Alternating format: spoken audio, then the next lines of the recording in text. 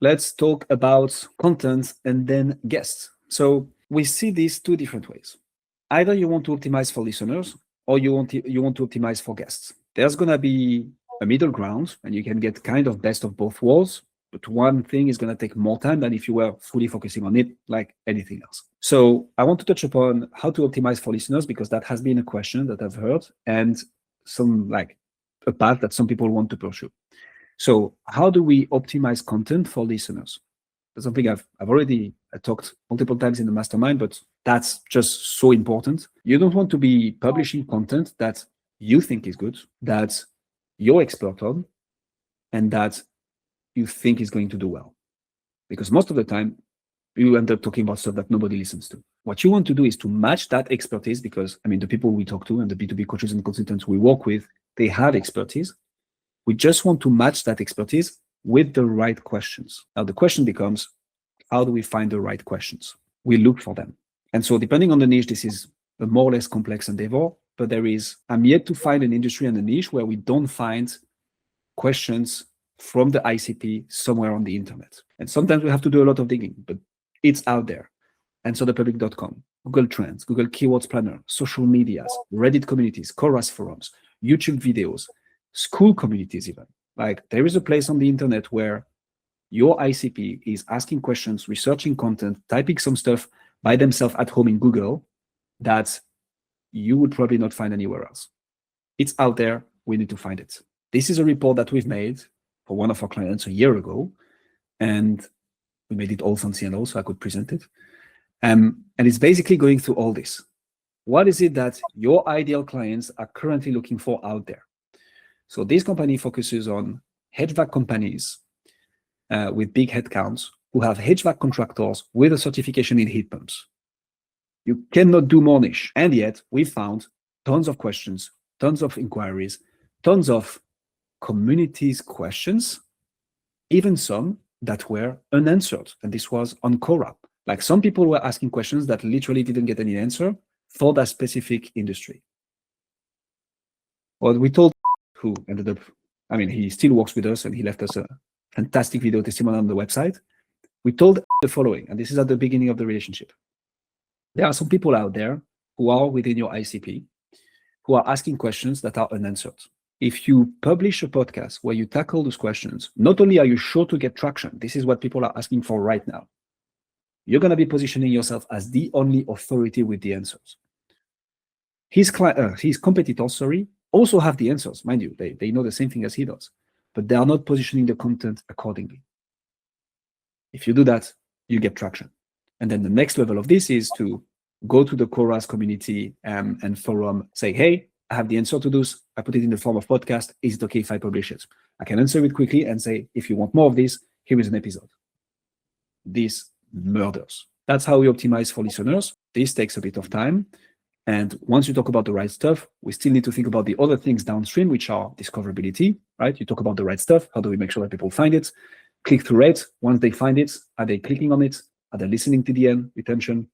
Are we doing this consistently and at scale? Are we marketing it so more people find it, and so on and so forth? But in essence, that's how you do content that is optimized for listeners. Now, where we start most of the time with the new B2B podcast is we're going to focus on the guests. We want to get into a conversation with a potential client. How do we optimize for this? The first thing is, that's something I actually learned from the US, being from outside the US. In the US, it's like dominoes. Nobody wants to be the first.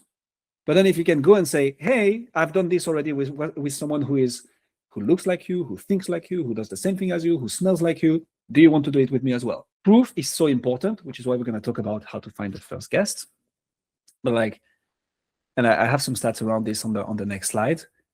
If you can say, I've already interviewed 2-3 people like you, you've solved for half the problem already.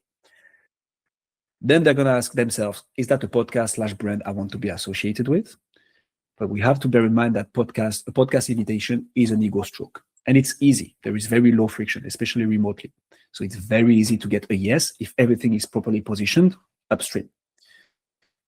A question that I sometimes get, and I had it last week, was around, hey, what if I have no audience?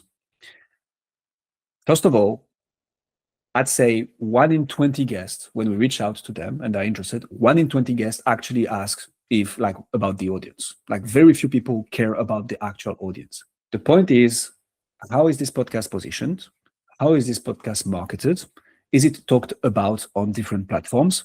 Are there social media posts around it, which comes down to marketing? But like that's for the audience. As long as they can see that the podcast exists and that you have a pulse and that it makes sense to them, they are likely to say yes.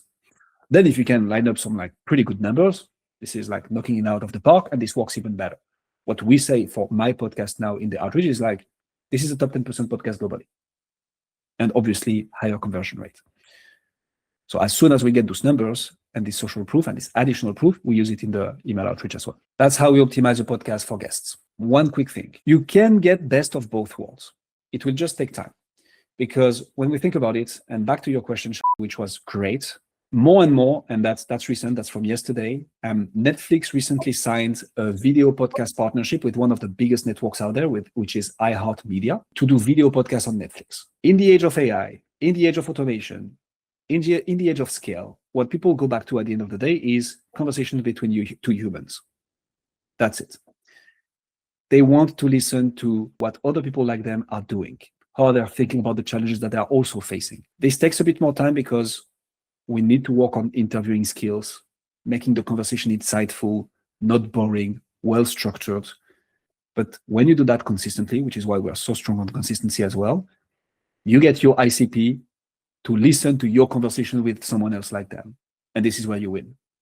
Because now you're also building that brand. You're not optimizing the content directly because it's a bit hard to match. Okay, that's my expertise. That's what people are asking right now. Now I need to find an ICP that I want to do business with who can talk to that as well. And this starts to have like too many factors in common. It can happen, but it's tricky. But like just the fact of having the right conversations with the right people gets you traction. It just takes a bit more time. If you run a professional services firm and you are not growing as fast as you'd like, then I'd like to give you a free gift. My team and I have put together the B2B Podcasting Secrets Playbook, which is basically 3 years of my teams and I knowledge, solving branding and lead generation for good for professional services firms. So if this is you, then your business growth is directly linked to the number and the quality of the relationships that you're able to build with actual decision makers, also whilst building reputation and brand. And we got pretty good at helping people like you do exactly that using podcast. So the playbook has 9 sections, from how to even position it, to finding the first guests, how to transform content and guests into clients, all the way up to becoming the #1 influencer in your space. It includes visuals, videos, text and templates, and case studies relevant to each and every section. And if you want to go even faster, then on the thank you page, you can book a call directly with my team and we will look at your firm, see if we can help. And if so, we'll put together a tailored plan for your specific podcast that you can use and implement.